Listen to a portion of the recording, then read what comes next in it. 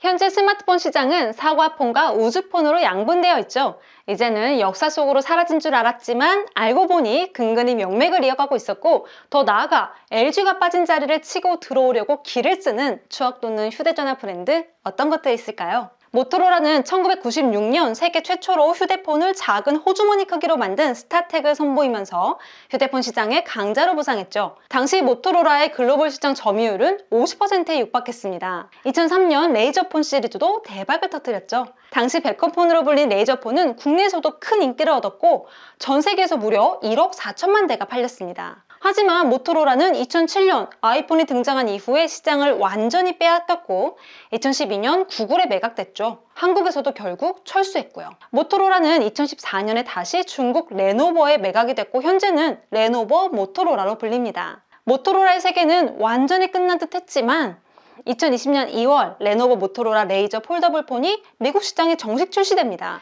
안드로이드를 탑재한 레이저 폴더블 폰은 기본적으로 과거 레이저 디자인을 계승하면서 모토로라의 추억 돋는 사람들의 관심을 끄는데 성공했죠. 하지만 삼성의 갤럭시 Z 플립이 공개되고 이후에 하드웨어 사양과 내구성, 가격 면에서도 삼성폰에 못 미치는 스펙을 가지고 있다 보니 의문의 1패를 당하고 말았고요. 최근에는 모토 G50 5G에 대한 국내 전파 인증을 획득하고 한국에서 철수한 지 10년 만에 다시 재진입을 노리고 있는 것으로 알려져 있습니다.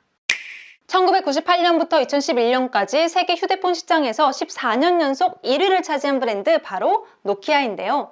전성기 당시 노키아의 시장 점유율은 70%에 달할 정도였습니다. 루미아 920 모델의 경우 공사장에서 실수로 24톤 덤프 트럭에 깔렸음에도 터치 인식파만 박살나고 멀쩡했다고 하죠. 2001년에는 드디어 한국 시장에 진출합니다.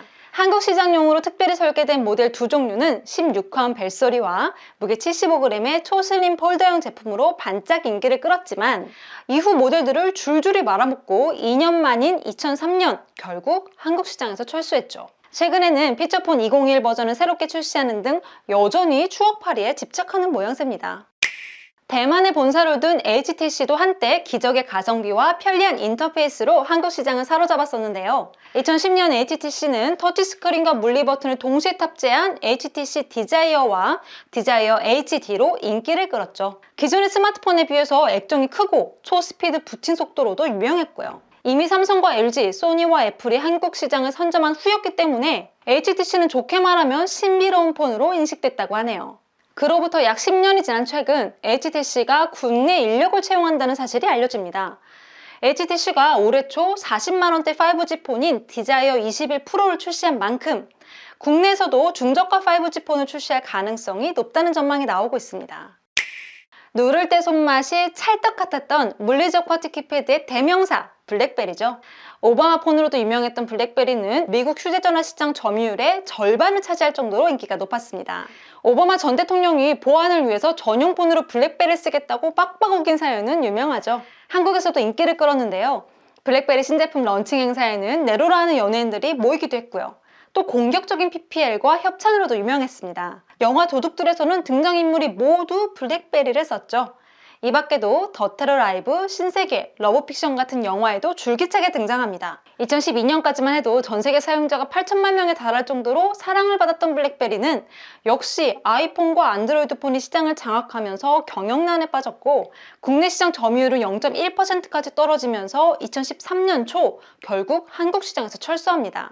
하지만 최근 블랙베리의 추억 돋는 사람들에게 반가운 소식이 들려왔죠. 미국 스타트업인 온워드 모빌리티와 대만 폭스콘이 손을 잡고 블랙베리를 5G 스마트폰으로 부활시킬 예정이라고 하는데요. 출시가 된다면 국내 자급제 시장에서 볼 가능성도 클 것으로 보입니다.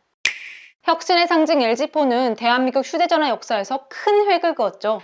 2000년대 초중반 LG전자는 사이언, 비키니폰, 아이스크림폰, 와인폰, 시크릿폰, 프라다폰까지 피처폰으로 줄줄이 대박을 칩니다. 그야말로 LG 피처폰 천하가 이어졌지만 시장의 변화에 적응하려는 노력을 게을리한 결과 LG의 눈물겨운 하락세가 시작됩니다. G 시리즈가 잠시 반짝하다 주저앉았고 V 시리즈도 삼성과 애플에 밀리기만 했죠.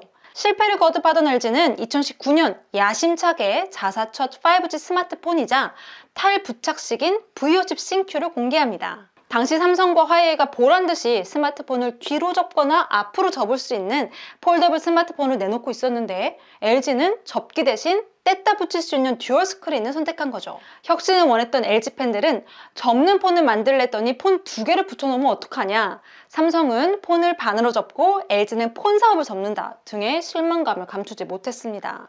하지만 불굴의 LG 포기하지 않습니다. 이듬해 공개한 LG 윙은 2021 CES에서 혁신상을 수상하면서 좋은 평가를 받았죠. 물론 국내에서는 이 제품이 출시됐는지조차 모르는 사람들이 훨씬 많은 아이러니한 상황이 이어졌고요. 2021년 초 LG는 결국 모바일 사업 종료를 결정합니다. LG 모바일 사업은 적자 5조 원만 남긴 채 26년 만에 역사 속으로 사라지게 됐죠. 이후 LG폰이 차지하던 한국 시장 11%를 갖기 위해 모토로라와 노키아, HTC 등이 준비 운동을 하고 있고요. 비록 지금은 이별하지만 언젠가 추억의 LG폰도 다시 돌아올 날이 오지 않을까요?